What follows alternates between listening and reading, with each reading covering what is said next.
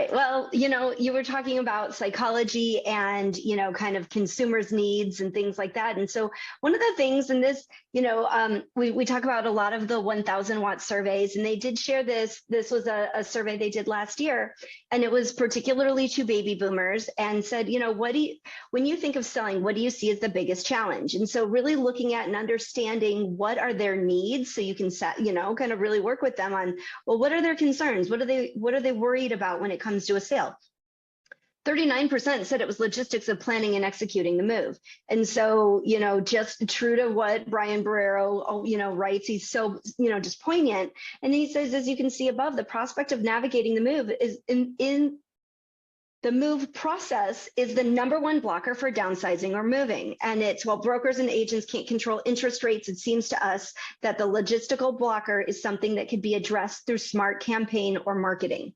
And so this is something, always be mindful of, the humans, the human element of what you're working with too, because when you talk about how you can, your guidance through this whole process, you're satisfying, again, this is another very specific need.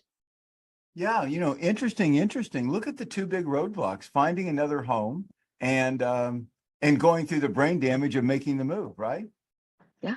Yeah, wow, that's interesting. So that would key me that these are things I might want to address on a listing appointment. Is have you found another home? What are your plans? I've got ways to make that way easier for you. And then also maybe as part of your value proposition, in terms of justifying whatever commission you charge, that you have various affiliates that make the planning and executing a move easier than it would otherwise be. I like that a lot, Sarah. Yeah. Yeah, and Sarah, by the way, there's a question.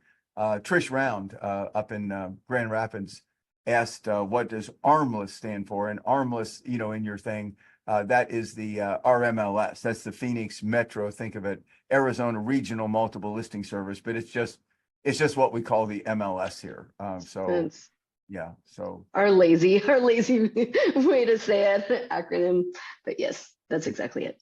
All right, Sarah, go ahead.